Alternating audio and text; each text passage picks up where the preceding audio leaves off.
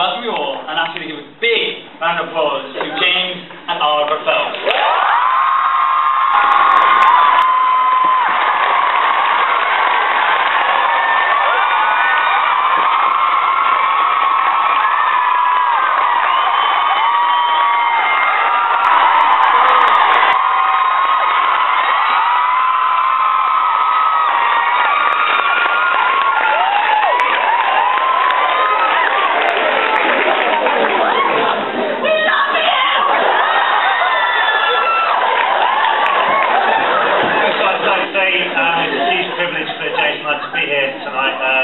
Speak to everyone.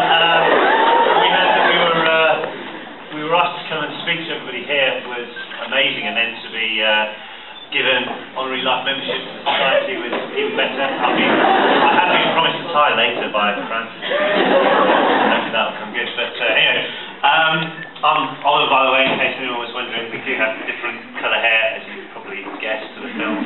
Sorry for any disappointed redheads out there. Yeah, so that's my brother James over there. He made me speak first, so excuse if I babble on a little bit. But anyway, we're here to talk to you about the most memorable experience we've had as being an actor. James actually fell into acting, as you could call it, when we were 14, when we heard there was an audition for the Harry Potter films in a hotel in Leeds, which was about a 2-hour drive from where we live. And cut long story short, we got the part, and we were in it for 10 years. That is the most memorable part of the whole thing. Actually, I was trying to think of a really good one, but there's two that really stand out in my mind. And the first thing that always comes into my head was from the Goblet of Fire film, and we were filming it between 2004 and 2005. And just before Christmas of 2004 was the Yule Ball sequence, which is in the Great Hall, and they've made the whole thing called Christmassy, and there were huge ice sculptures and everything like that. And it's basically a big school prom, pretty much. And I hadn't been to a school prom by that point. So I thought, oh great, it's all like this. I was really disappointed when I went to my own school prom. But anyway, so we had to learn how to dance. And I mean like old-fashioned style dance, like the waltz and everything, which was quite intimidating, to say the least, especially when the people who we had to dance with were professional dancers. But luckily they were very understanding about it. But anyway, so after the dancing sequence, there was actually a huge concert, pretty much, by a band called the Weird Sisters, who were purposely made for the actual film. And you had Jarvis Cocker as the lead singer from Pulp, and then you had two of the guys from Radiohead in there, and another guy from Pulp as well, which was just pretty insane. And they actually played a full set at the end of the thing, and they all recorded it. We didn't know what was going on, did we?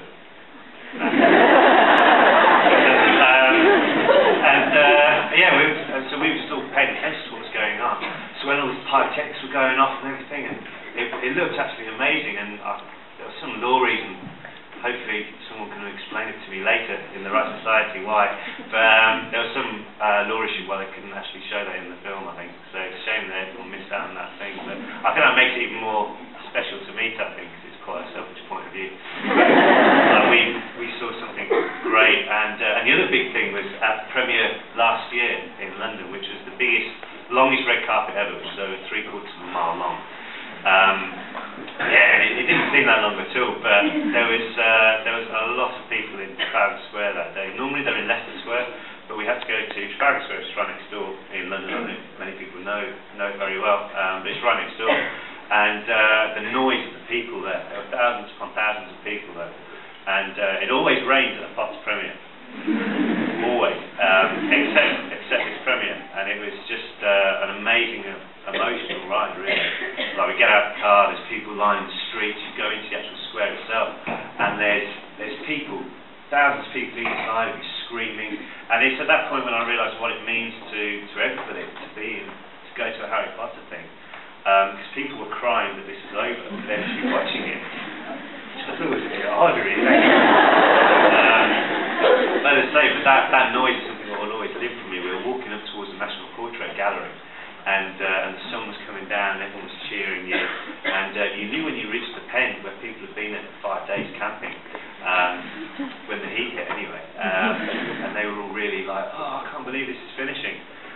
we're like, right, okay.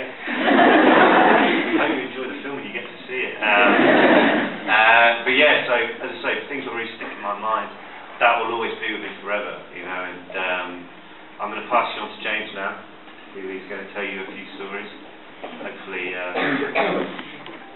there we go.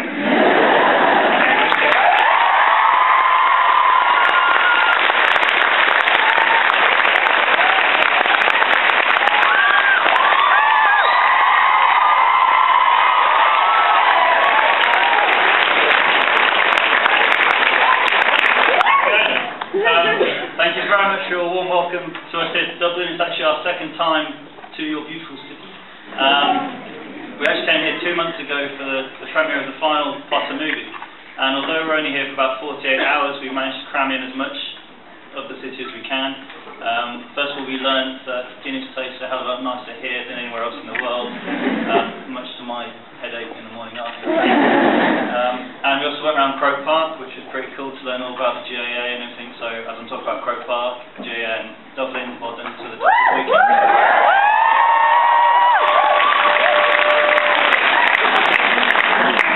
Ireland at the weekend, so that was some game. But yeah, as Oliver said, we've been very fortunate to have some very good memories over the last 10 years, 11 years in fact, making these movies.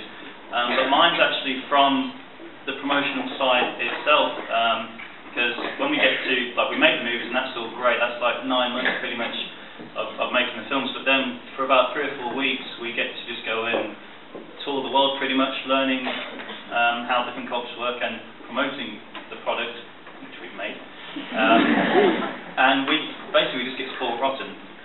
But we basically travelled for the last movie. We did 9 countries in 3 weeks, which was pretty full on. And we try and cram in as much as we can if possible. But we do get spoiled rotten, as I said. One example of that would be we went to Paris once, and it was my first ever time to Paris. Always wanted to go. And they said, what do you want to see? And I said, the Louvre would be great. I said, unfortunately the Louvre is closed on a Wednesday, you're going to have to do something else. So we did like the Eiffel Tower, Arc de Triomphe. And then we pulled outside the Louvre and they said, literally, we've had a word, they've opened it for you. So literally, there's literally 5 of us, Oliver, myself, Tom Phelps and our 2 mates, literally in the Louvre on our own. And like, the Mona Lisa's there and we're just like, all things like that. And just like we really have just been spoiled rotten by these things. And you know, what's really cool is that when we make these movies, we do them, obviously it's quite a close set. There's probably not as many crew on the set as there are in this room right now. So it's quite a tight-knit group. And then when we finish shooting and we go to the premieres and we come to things like this, we see how much people know it. So we're very proud to be a part of it. Thank you very much for showing interest. Cheers.